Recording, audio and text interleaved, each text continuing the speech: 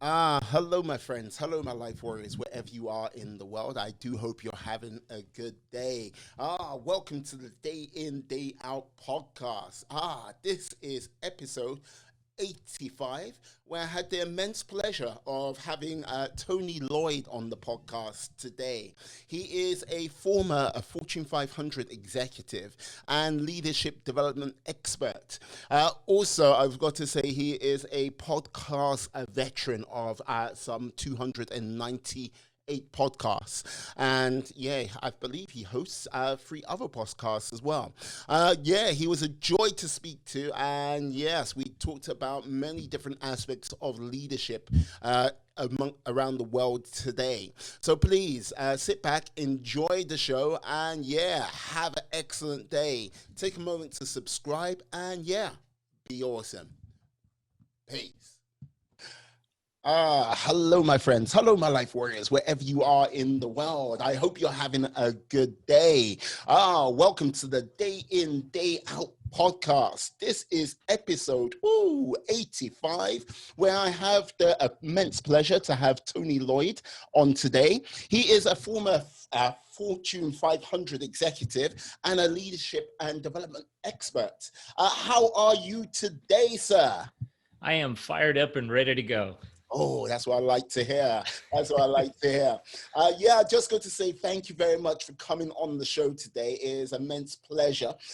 Yes, being a leadership expert, I just wanted to sort of like talk about how you see the things with regards to leadership over the next sort of 12 to 18 months. Seeing Right. as we are slowly creeping our way out of lockdown globally. Right. Right. A few things. Let me just start by saying I recognize that people are going to be hearing this at a future date. Mm. Right. And so they're going to know more about the future than I do. But also, I want to acknowledge that we are, as you and I are sitting here recording, we are about your 1 year anniversary of launching Day In and Day Out. And so I just wanted to acknowledge you and the work that you're doing and say happy anniversary and congratulations on you're knocking it out of the park. Oh, thank you, sir. Much respect. Much Yeah. respect. Well, so leadership development, it's an interesting thing. I put, because I'm a speaker and I listen to other coaches and stuff, I put leadership development expert as kind of the lead tagline because they said, look, you need to niche yourself and just say, what's the thing that you do better than anything else that you do? And so one of the things about being a leader, um, how do you know whether or not you are a leader? So what is a leader? Let's just start with that. And so are you leading a team? Are you leading a large organization? Are you leading yourself? I mean, what does that look like? So let me pause that for a second, put that off to the side, and let me go to something else. I once went to a writing conference where, people who are writing books and stuff, and the speaker at that conference said, look, people who writers are the only people in the world who say, am I really a writer? I don't know if I'm a writer. Have I published enough? Could I really call myself a writer? And Yeah. he said, you want to know how you're a writer? Writers write. If you write, you are a writer. So let's take now and bring leadership back over here. How do you know if you are a leader? Leaders lead. That's how you know you are a leader. And so my life and career has really been about facilitating the growth of others.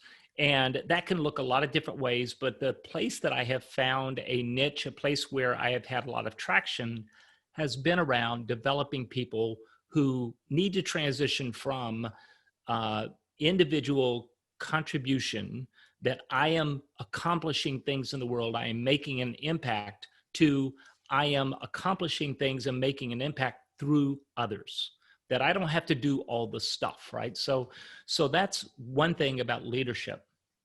The other thing that I will say, you said, in our current state in the world, well, when people are listening to this is going to be around November 6th-ish, somewhere in that range, Yeah. right? The U.S., I'm in the United States, the U.S. election will have just taken place. And I have no idea what that world is going to look like, because we are living in unprecedented times here in the United States. I mean, UK as a friend of the United States, we're both watching each other. And like, when you guys started down the Brexit path, we're over here like, really? What's going on over there? And then we elect the person we elect for president. You guys, seriously? Don't talk to us about what's going on in the UK, because you people have lost your mind.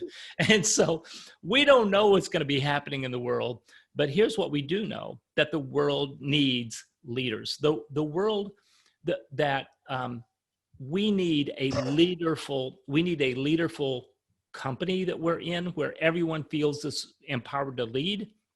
And in a country like the UK or the US, we need people who feel empowered to lead. And whether that is leading through COVID-19, leading through political turmoil, leading through racial tension, leading through whatever those things are that are happening in the world, because we're living at this intersection of crazy things happening, economic collapse, environmental collapse, COVID-19, political turmoil, all these things. So the world really needs everyone to step up as leaders. So that was too long of an answer, but that was just the stuff on my mind. Yeah, like this is the thing. When you sort of like bring politics into it, I think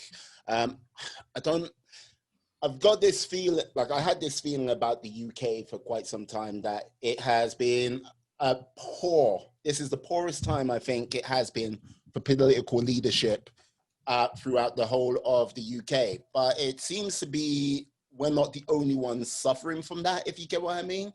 Yeah. It seems to be like stateside, Europe, Canada, but it seems like it's a thing which is affecting the whole world right now, and highlighted more so even more today. Right. Yeah. I think that there's a thing in psychology called an extinction behavior. And so here's how an extinction behavior works. So you walk up to an elevator, Miwa, and you push the button for the elevator, and you stand there for a long period of time and the elevator doesn't come. So the next thing you would probably do is just push the button one more time to go, okay, well, maybe I didn't get that firm. You're going to stand there for a little while longer. Elevator doesn't come. So you say to yourself, well, I'm going to have to go take the stairs. But right before you walk away from that elevator, there's a high probability what you're going to do is you're going to take that button for the lift, and you are just going to pound that button. You just go, bam, bam, bam, bam, bam, bam, bam, bam, right? And that behavior, that doing that thing that doesn't work one more time in a big way, is called an extinction behavior. It's like this extinction burst, right? This extinction burst that we're going to do this thing that doesn't work, and we're going to do it with all of our might and then give up. And it feels to me a little bit like we have grown up in a world with strong male energy, and if I don't mind saying strong white male energy that has been in charge. And that energy has only taken us so far. And in fact, one of the interesting things is something like 85% of the top selling business books in the world are written by white males, mostly Americans. And the white male American style only works for about 15% of the world. And so we have followed this sort of, and I am a 61-year-old white male. So just full disclosure, that's who I am. And you have a book. And I have a book, right? Exactly. And what I'm saying is that I have had all the sunshine in the world, right? So my entire life, the spotlight of the universe has been shown on my being, on my way of being, on who I am, etc. And so that has only taken us so far. And now there is this extinction behavior, this burst of right-wing, nationalistic, angry, whatever kind of power that is showing up in the world. And my hope is that this is that extinction burst, that last gasp of the dinosaurs, and young people and people of all kinds of diverse backgrounds are coming up, and the world is growing into something better. But it's painful to pass from that current state to the evolved state, and we are in that birth canal right now. We are going through some pain, some birth pains right now, and I do believe that we're seeing that all over the world, and that is one of the reasons that I obsess a little bit about leadership. So, extinction level events, basically the old guard passing to the new, as they will. The real last gasp of discomfort until you've come into your new form. Like, so with that, would you say that same thing is happening in the realms of business as well? I would. You know, one of the things that happens is, I can't, give me a second. Nielsen did a survey a few years ago, and they asked these questions, and they said, would you, as a consumer, would you pay a little bit more for a product or service that has a positive social and environmental impact? And among all of the people they surveyed, it was something like 60% of the people said, yeah, I would. And that followed by the question, but here's the important part, followed by the question, in the last 30 days, have you actually made that decision? Have you bought the slightly more expensive item versus the less expensive item because of the environmental impact? And that 60%, that's how they ended up with 60% who said yes to both of those questions. However, among the younger people in the survey, the numbers were, depending on how low in the age groups you go, 72% for the younger, and then even younger than that, 85% for the youngest, who said, I want to buy things that have a social and or environmental positive impact. Then they talked to investors, people who invest in companies. And they found that more than 50%, so the majority of people who invest say they want not just a financial return on investment, but they also want a social benefit return on investment. And customers want to buy from, employees want to work for, and investors want to invest in companies that do social good, that have a positive net impact. And so that is a trend that has been growing. There are all these investment instruments where you can find the ESG, the environmental, social, and governance scores of companies, and you can invest specifically in those kinds of companies. There are all these different instruments that are out there today to help you to find and to connect with companies that do social good. And that is a growing trend and will continue to grow because employees are sick of working for companies that just grind them into dust and then leave them for dead. Customers are tired of buying things and then worrying about their environmental impact. And investors are tired of investing in companies that, they make lots of profit, but then they don't, then they rape the earth in order to make those profits. And so, I think that is the growing trend. I think that's the direction that humanity is going right now. Yes. When was this Nielsen survey taken? Well, I saw a couple of them in 2013 and then later in 2018. So they must be doing it about every 5 years. So those are the ones that I saw. Yeah, because I'll be very interested to see what the sort of mindset would be right about now, because 2008, 2013, when the planet was definitely rocking in good times. Definitely, I remember we've got, what's his name? We've got a comedian over here. What's his name? Scottish comedian. He is like, he has a mouth like a sailor, and yes, he'll definitely say some risque things. I think it was around about 2008. He was like going, eco-friendly this and eco-friendly chickens and everything like this. But when times are hard, it does, like, that budget chicken all of a sudden becomes very appealing. And the only thing he's thinking about is the light of the oven coming on. So I'm just Right. a little bit curious as, like, you know what I mean, pressure Right. from like what the job market might be in about a month's time or 2 months time, what Right. the sort of thoughts would be then.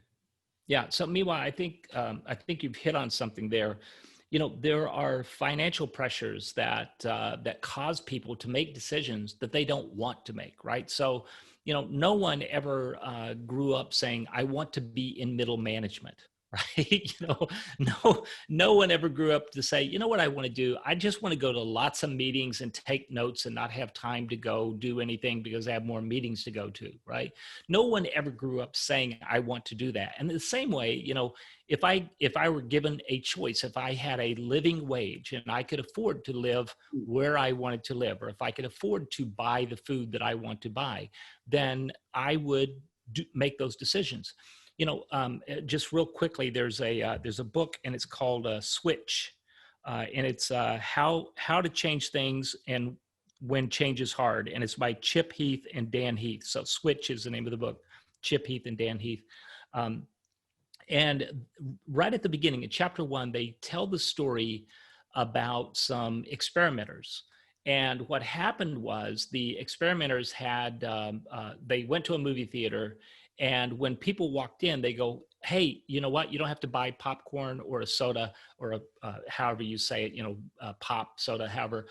You don't have to buy a soft drink because we're going to give you popcorn and a soft drink. Here, it is for free. Each member of your family, everybody gets their own individual popcorn and individual soft drink." And then they sent people off in the audience. And the only agreement was when you leave the theater, just fill out this survey card, right? So people go in, they eat their popcorn, they come back out, they leave. Now, it was a trick. And here's the trick. The trick was that they had popped this popcorn 5 days earlier. And this popcorn is stale and nasty and rank. And like when you chew on it, it squeaks on your teeth because it's just not pleasant popcorn. And some of the people they gave very large buckets of popcorn to, and some of the people they gave medium-sized buckets of popcorn. And when they went back into the theater, then they weighed every container to see how much popcorn each person had consumed. And what they found was the people with a larger bucket of popcorn ate 56% more than the people with a medium-sized popcorn bucket. And it wasn't that it was better. You know, neither one of them finished all the way to the bottom of the bucket. Yeah. It's just that because the environment was set up in such a way that drove their behavior. And I think as a country, as a culture, as a society, the way we set things up determines how people behave. So if you don't pay a living wage and people are starving even though they're working 2 or 3 jobs, if you have a part of society that is failing, you have set up a big bucket of popcorn where they're just going to do behaviors that are not good. And so I think we all want to buy better, do better, all that.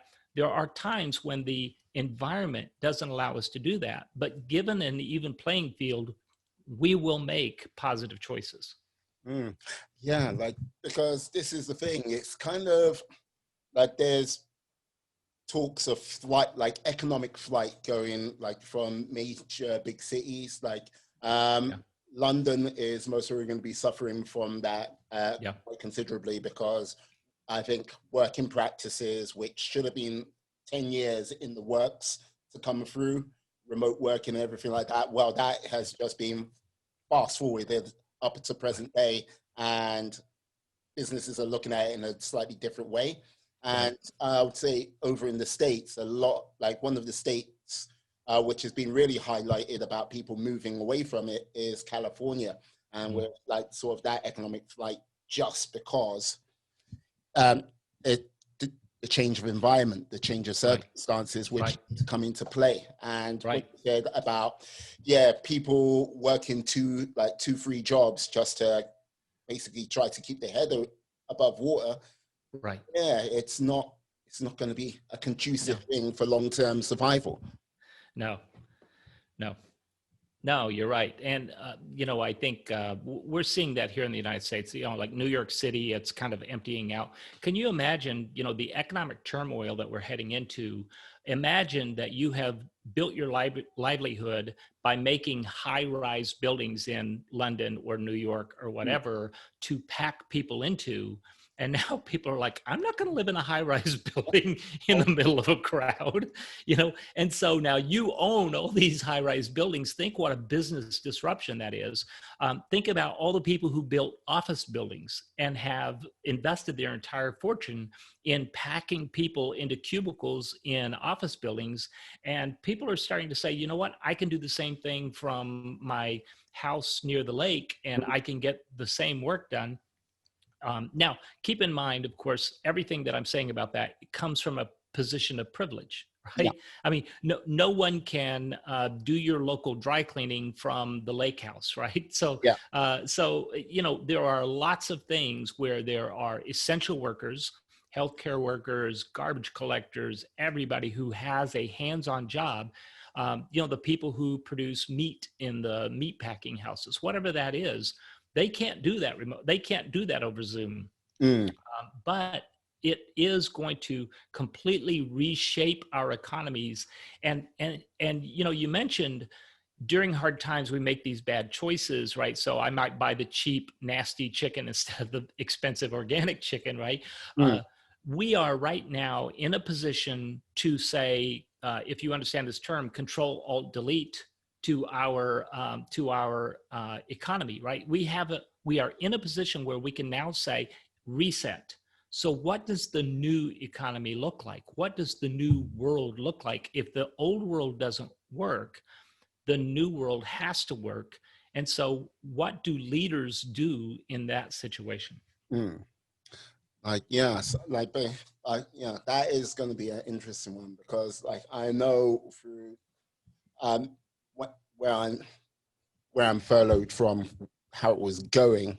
It was like, this is the sort of day-to-day working routine. You came in, I had to hit my KPIs, and Yep. then basically in, out, no problem. Like, yeah, the traditional 1 to 2 hour meeting you have once a week, which you're like going, okay, I've spoken for 5 minutes, please let me get out of here. and, Yeah. but yeah, the sort of adjustments which people have had to make, where especially when it's gone into lockdown, how to sort of approach teams and how to sort of keep people motivated, keep them going. It's been somewhat of a strange one, and like I was furloughed quite early, but I sort of still did the sort of daily huddle. I don't Yeah. like when I say huddle, that's like a daily meeting for anyone who Right. know.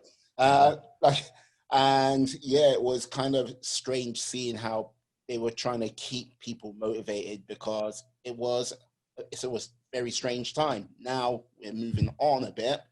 It'll be interesting to see when people sort of get back into that work frame, how they can motivate people who are still currently in the team or people who join from other companies, because no one's actually doing that face to face or can by meeting people, not unless if it's over Zoom.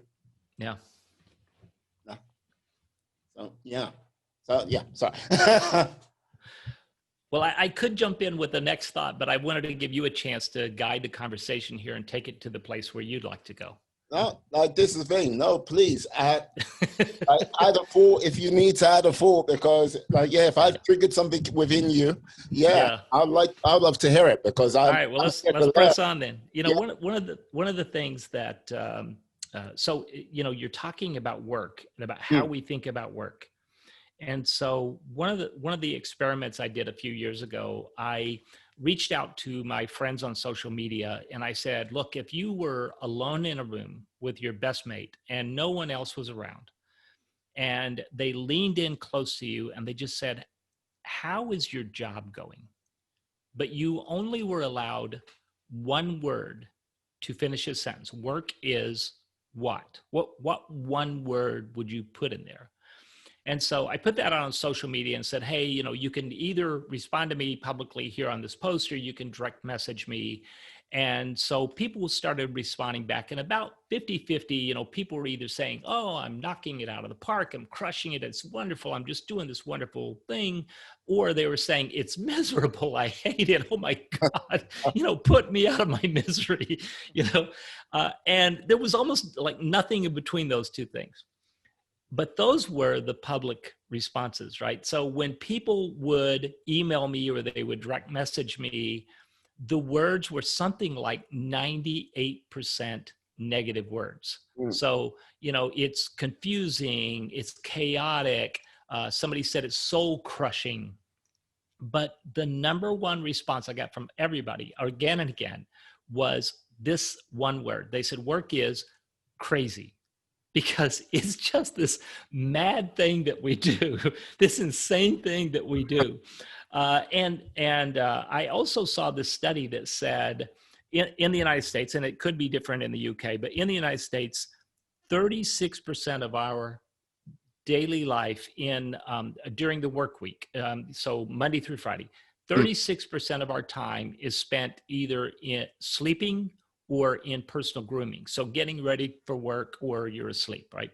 And then 37% of our time is spent in work or work-related activities.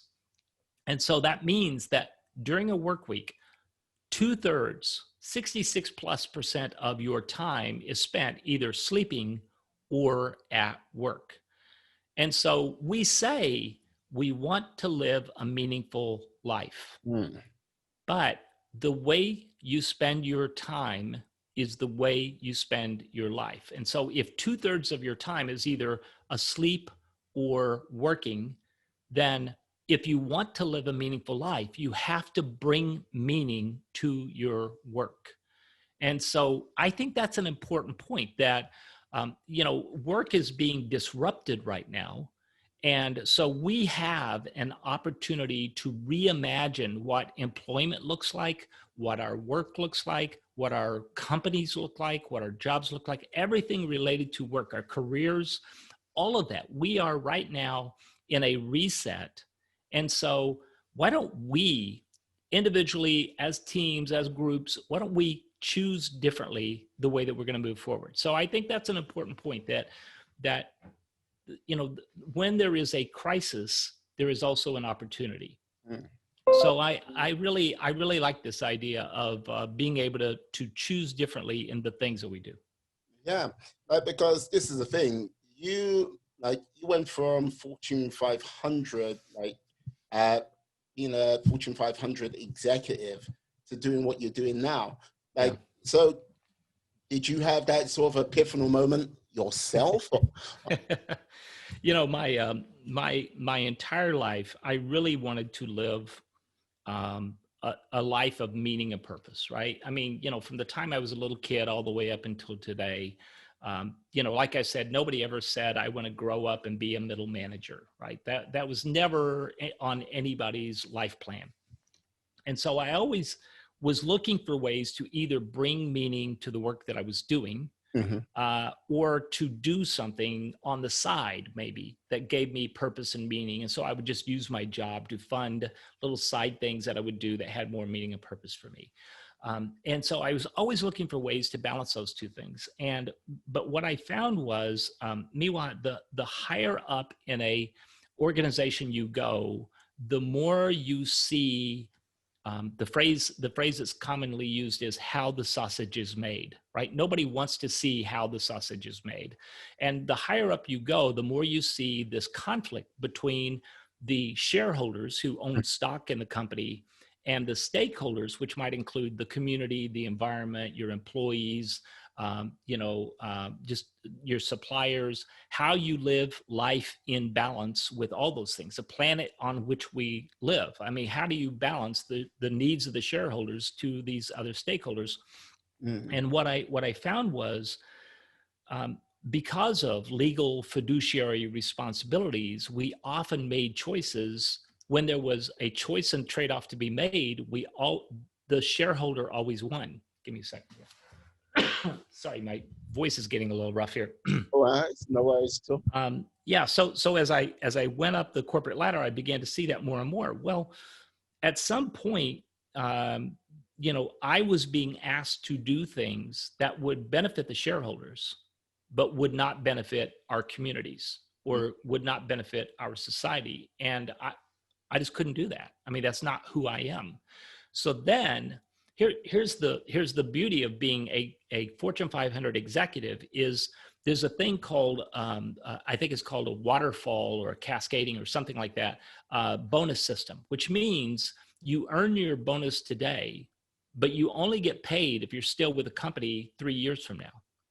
And so you start collecting these bonuses, and pretty soon in that pipeline, there is a significant amount of money that is in that pipeline that if you walk away from this company, you are walking away from, some cash here. Yeah. And so you have to make the decision, when is enough enough? And so I live this life of privilege that my wife and I are very frugal. We do not spend a lot of money. My car right now, I think my car is a 2006. Her car is a 2003. We don't drive them much, so they're still in great shape. So we don't spend a lot of money, which means we have a lot of savings, and then we take those savings, we invest those savings, and then, we've grown it up. And so I'm not saying this is true for everybody, right? But for me, I finally hit this point where I said, this is enough. If I don't spend too much money at too fast of a rate, at the time I was 55 years old, and I said, I could just stop working now. And then, if we're smart with our money and maybe have a couple little side hustles and some things that we do, we're going to be okay. And so that's what we did. My wife has been off work. She left work years ago. I was the last one still working. And so at the age of 55, and now I'm 61 today, so 6 years ago, I gave my boss and I had a conversation. He could tell that I was just like really bothered by everything that was happening. Yeah. And he said, it seems to me that you're not happy here. And I said, honest to God, it seems to me I'm not happy here. And I said, you know what? I'm going to give you a 2-day notice. Today, I am going to leave. And I didn't say that in a mean way, but we both knew. Today's the day. This is it. Tony is done. So, he helped me pack my office. We had some good jokes. He told me, hey, let's have a beer next week and let's talk about everything that's happening. And maybe you can help me turn over some documents or something. And that was it. I just, got my car and drove away and left my career behind. Now, financially, that was a really hard decision to make, but it's a decision that I set myself up for 20 plus years ago when I started contributing to 401ks and my savings investment and, company matching. And when we would get a big bonus, I wouldn't go out and buy something new. I just tuck that bonus away. I might spend a little mad money. But by doing that, by having that kind of discipline over a long period of time, I set myself up in a position where I could walk away. Now, again, I just want to acknowledge white, male, privileged, not everybody else has that set of circumstances and set of choices, but I did. And so I left my corporate gig, I went off, I did something else, and I'm doing something completely different. So in the words of Monty Python, and now for something completely different. I would love to cut to a sketch, but that is not the kind of show.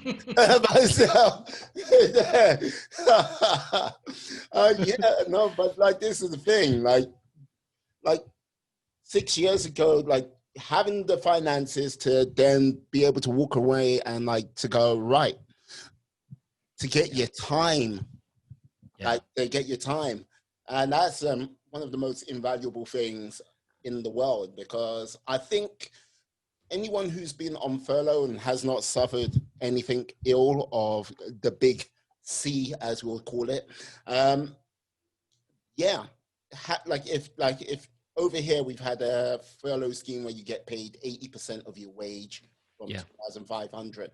Right. And like, if you haven't suffered from any ill effects, you've had nothing but sort of time to do what you want. Some people have sat at home and watched TV, Netflix, caught up on every show they can, play computer games. Some people have been quite constructive from it. I do fear that there's going to be some people who are going to look at this 3 to 4 months down the road, like thinking, I wasted a very good opportunity here. And I say this very well in the knowledge of the whole global pandemic and everything like this. And like, look, I've been fortunate, but I still say there's going to be people who are going to be like going, I've missed the opportunity. Yeah. I mean, you have to have some grace for yourself, right? One of the things that I did when I left my Fortune 500 executive job is, in that job, I worked like a maniac. I'd work evenings. I was constantly on a flight going somewhere. One time my wife and I were at a party and they asked her, so where do you live? And she said, well, I live at this place, but my husband lives at the airport lounge, at the KLM lounge in Schiphol Airport in Amsterdam. That's where he lives, because I was on the flights going somewhere all the time, And so one of the mistakes I made was I took that go, hard work lifestyle and I transferred it to my personal life, side hustle, gigs, the things that I was working on as a person. And I honestly, I burnt myself out. Just, I am the worst boss I've ever had, right? because I put expectations on myself. I wouldn't let myself off the hook. I'm like, you've got to change the world. You said you're going to change the world. Go change the world. Let's go. Come on. Right. And so everything. Tony, you got to do better than this. I've put you some KPIs here. Don't you miss those targets, son. Don't you miss those targets. Don't you miss those targets. So I took this hustle and grind thing. And if you read anything about successful entrepreneurs, it's always, it's hustle and grind, grind. Hustle and grind is a lie, because hustle and grind will kill you. It will kill what is important. So at some point you have to have, we talk about work-life balance, but then, I said a while ago, 36% of our time is spent in sleep and personal grooming. 37% of our time is spent in work and work-related activities. And if you're like I was, it wasn't just during the work week, it was weekends too. So, you could do that to the point where people talk about work-life balance. Well, if that's how your life is spent, the way you spend your time is the way you spend your life, you have to have purpose and meaning in that time. And so that's the transition I had to make in my own mind about how do I, you can't pour from an empty vessel, right? So you have to practice self-care. And people who went out of their day-to-day grind and went into this COVID-19 pandemic, we needed to have some grace for ourselves. We needed to let ourselves off the hook. We couldn't beat ourselves up because we hadn't learned 5 more languages or learned to play the guitar, right? We had to let some space in there for us to just sort of crash a little and feel it and experience it.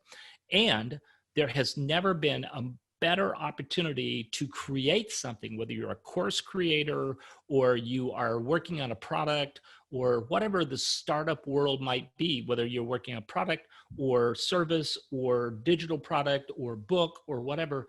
There's never been a better time to do that. And you could do that right now. Yes, indeed. No, I'm liking that. This is the thing. Yes, I think there's some other things I need to sort of get started myself. But all in all, I think I'm doing okay for now. But I'm definitely going to up my game. I have to ask, when it comes to the whole realm of podcasting, you are a bit of a podcast veteran. Something like 298 episodes and rising. Yeah. Actually, I produced 3 different podcasts. So one of them is called Social Entrepreneur. And there we tell positive stories from underrepresented voices focused on solutions. And so, depending on when people hear this, any episode I might mention will be, months in the past. But, the other day I had a conversation with a woman who she was a young mom with a long to-do list, lots of things to get done. And every 15 minutes, she found herself jumping in her car and running over to the store and buying more baby rompers or stuff. She had 2 small children at home. Or, hey, no problem. She could just stay at home and use her laptop and somebody was going to drop a box off at her door. But she began thinking about the environmental impact of all that behavior Mm. of not just the shipping and all those things, but also of the production of textiles. And so textiles, they put about 10% of the global greenhouse gases into the atmosphere. They're responsible for water consumption. They're responsible for toxins going into the systems. And a lot of them are produced using, very low wage labor in places and keeping people suppressed in poverty. So she was like, I'm raising babies. Do I really want to, contribute to the destruction of their future? Mm. So what she did was she created a company called Rent a Romper. And so it's for ages 0 through 4 toddlers, something like that. And you can sign up for a subscription and she will send you, a capsule of, everyday wear for the sizes. And you get to say, my daughter doesn't like to wear flowers, or, my son only wears red, or whatever the thing is, and so you get to choose. And so she reuses and recycles those things. And she said, on average right now, each item that she has that goes out and then comes back has been through 4 families already. And so it's like a community closet for parents who have infant through size 4 toddler. And so she is making an impact by what she sells and how she sells it. And so, I don't even know how I got started down that path, but okay. So social entrepreneur, that is one of the podcasts I do. I also have one called Thrive, Connect, Contribute, where I'm talking to people who are thriving in life, connecting with others, and contributing to the world in the face of adversity. And so that's been very interesting to hear how different people are saying, okay, I talked to a guy the other day. He was, he was probably middle teens when he started going blind, and eventually lost his eyesight, and then lost his livelihood. And then how did he reinvent his life based on that? So there are all these stories around that. And then the last one I'm doing now is in the US, and it will probably be wrapping up about the time that people hear this episode, but it is called Anti-Racist Voter. And so Ibram X. Kendi wrote a great book called How to Be an Anti-Racist. Mm-hmm. I live in the Minneapolis-St. Paul area. And so George Floyd died here. And as a privileged white male, I'm like, what do I do about this in a way that doesn't center and focus on me? And so I've been talking to people about how they can use their vote to support anti-racist policies and anti-racist people and anti-racist candidates. And what's really interesting is, so for example, on this one, I talked to someone the other day who is a county commissioner. And many people here in the US, you start voting your way down the ticket and you get down to your president and, Senate and Congress, and then you just leave the rest of it blank. But the county commission in our county here controls a $2.6 billion budget. And they get to decide how much do we spend on police enforcement and how much do we spend on mental health care. And so by knowing the impact that your vote can have and who the candidates are and what positions they're taking on these different issues, you can have a tremendous impact. Like I said, the big bucket of popcorn, stale popcorn, will make you behave in a certain way. If you want a different kind of popcorn or a different kind of bucket, you have to make that decision. And so your vote makes a tremendous amount of difference in that. So those are the 3 different podcasts that I run, and for different reasons. And again, too long of an answer. Sorry about that. No. I'm quite surprised with the sort of county having a budget of 2.6 billion.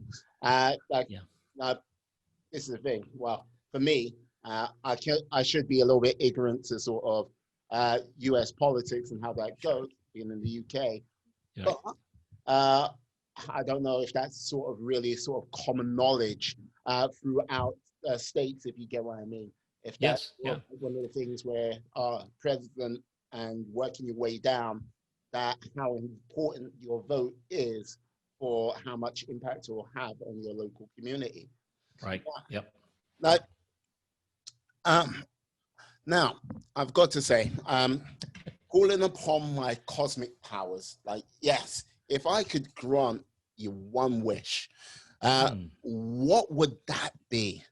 Holy cow. You know, there's an old song, "What the world needs now is love, sweet love." Mm-hmm. Right. And I think, you know, the whole idea of, you know, I'm old enough that I remember when there were hippies running around and, you know, Woodstock took place and, you know, we were protesting Vietnam and all that. Now I was a young lad when all that stuff was happening, but I still remember that time. And I'm still, you know, like I consider myself you know, an older hippie here, you know, and I think that one of the things that made them powerful. So think about, you know, Gandhi had this nonviolent movement in India, and he changed the world, right? Martin Luther King Jr. in the United States had this nonviolent, peaceful way of creating change, and it came from this place of love. He had to choose love over hate, because hate was too big of a burden to bear.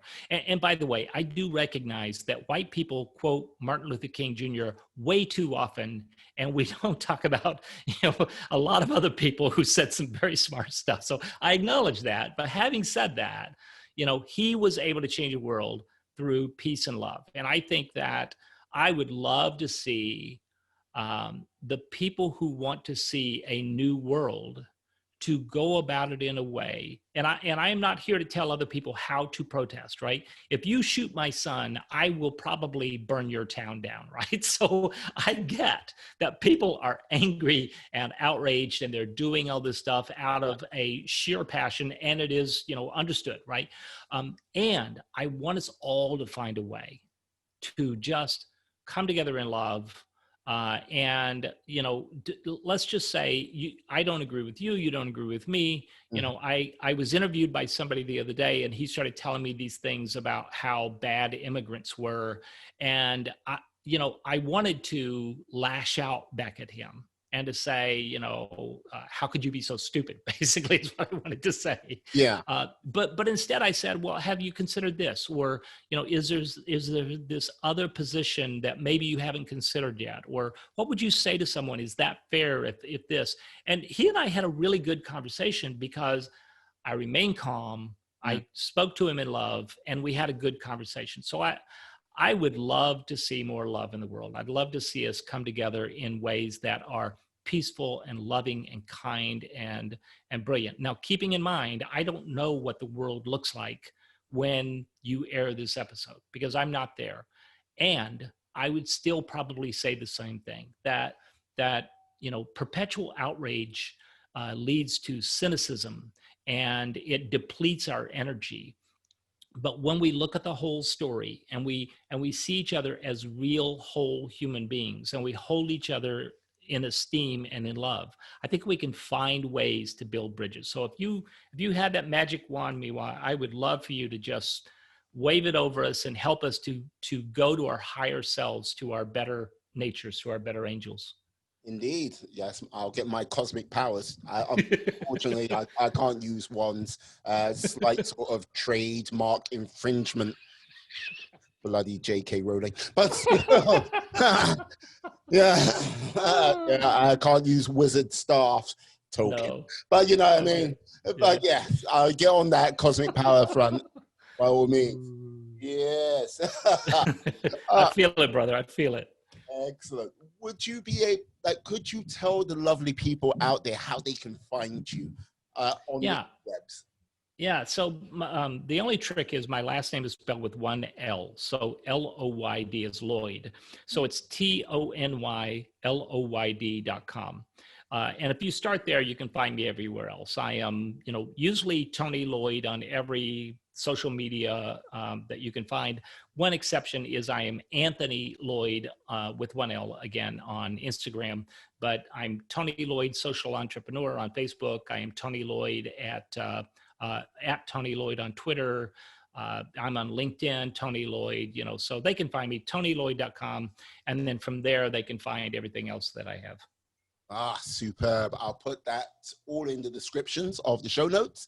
And yes, I'd like to say thank you, Tony, for coming on today. You are a superstar. A pleasure to have you, sir. All right. Absolutely. And I'd like to say thank you to you all, my friends, my life warriors. I'd like to say stay well, stay safe, be awesome, be excellent, be fantastic, be all the positive bees you can be in this world and then some. Have a great day, people. Peace. And we are